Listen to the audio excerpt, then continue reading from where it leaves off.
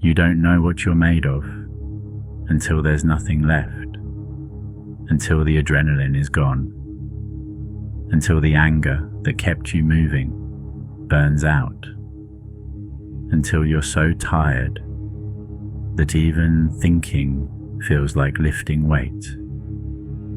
That's when you meet yourself, not the version you perform for others, not the one fueled by coffee and deadlines and the fear of disappointing people, the one underneath, the one that stays when everything else collapses.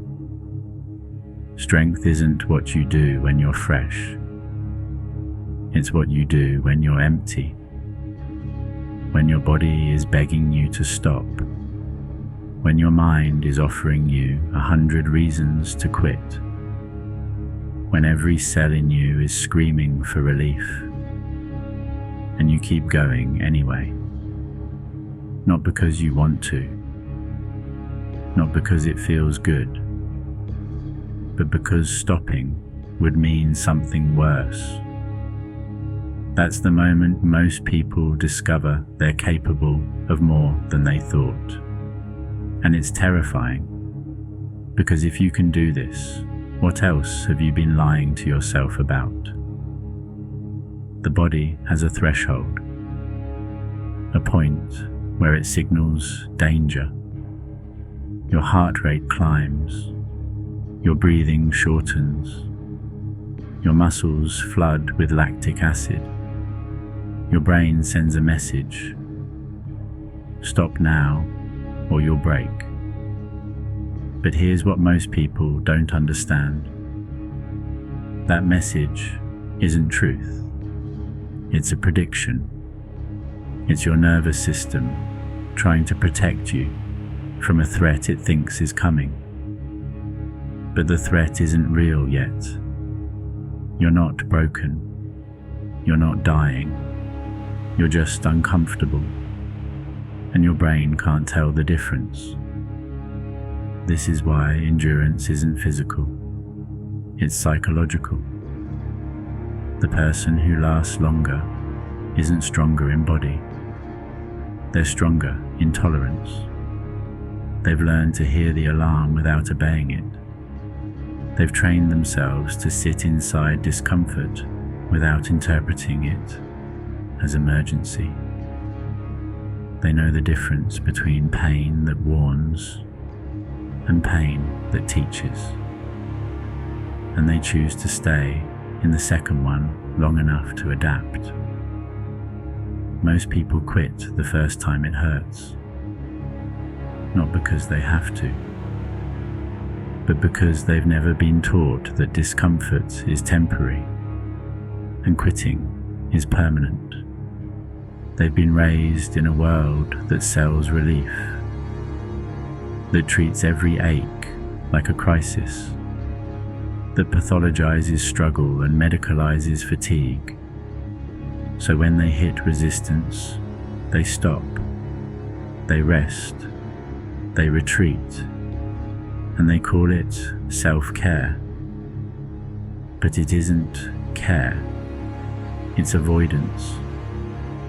And avoidance doesn't build capacity, it builds fragility. You see this everywhere. In people who cancel plans when they're anxious instead of learning to function through anxiety. In people who quit jobs the moment they're challenged instead of sitting with the discomfort of not being perfect. In people who leave relationships the second it gets hard, instead of doing the unglamorous work of staying. They're not protecting themselves.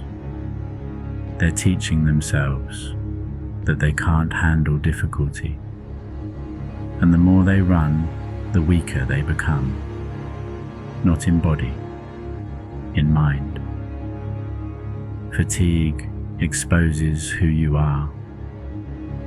It strips away the performance, the politeness, the false optimism, the mask you wear to make other people comfortable.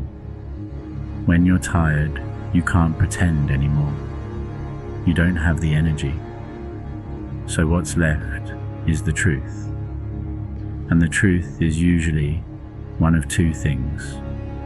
Either you're someone who collapses the moment no one's watching, or you're someone who keeps moving, even when no one would blame you for stopping.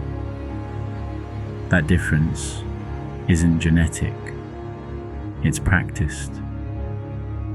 The people who endure aren't special. They've just practiced enduring. They've put themselves in situations where quitting was an option and chose not to take it. They've sat with exhaustion until it became familiar.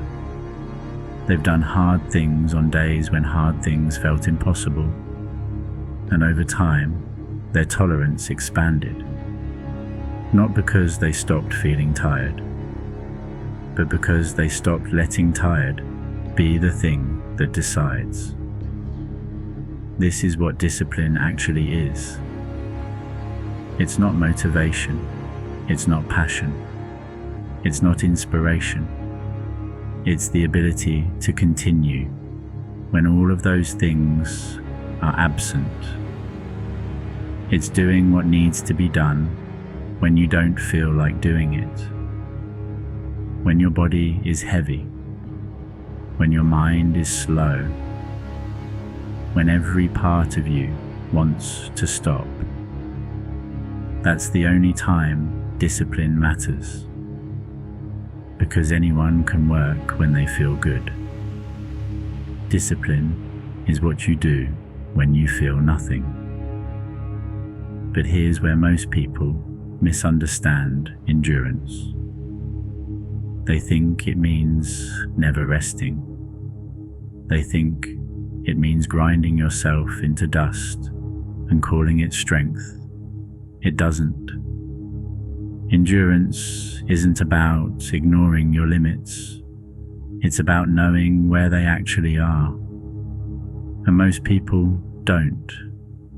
They think they're at their limit when they're at 40%. They think they're broken when they're just uncomfortable.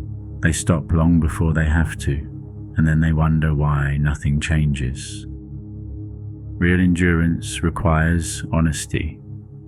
You have to know the difference between tired and injured, between discomfort and danger, between pushing through and pushing too far.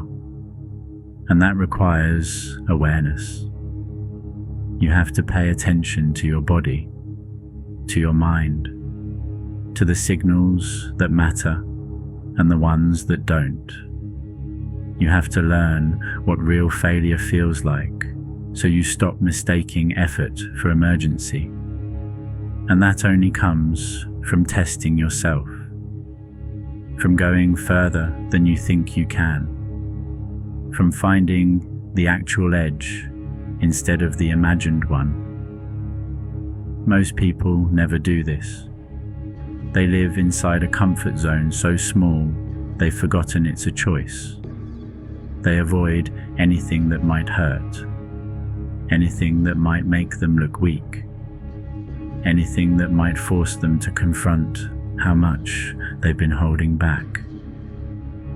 And they stay there, safe, comfortable, stuck, because stepping outside that zone would mean admitting they've been capable of more all along.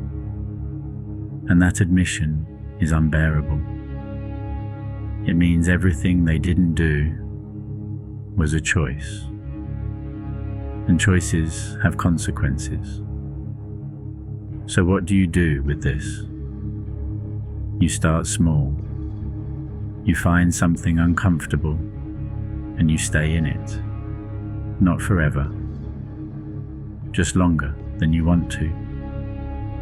You sit with the urge to quit and you don't act on it. You notice the thoughts that tell you to stop and you keep going anyway. You teach your nervous system that discomfort isn't danger, that you can tolerate more than it thinks, that the alarm isn't always accurate. And over time, the alarm gets quieter, not because the discomfort goes away, but because you stop believing it means something catastrophic. You also stop waiting to feel ready. You stop waiting for energy. You stop waiting for motivation, because those things are unreliable. They come and go. And if you only move when they're present, you'll spend most of your life waiting. Instead, you move when it's time to move. You do what needs to be done, regardless of how you feel about it. You show up tired. You show up unmotivated.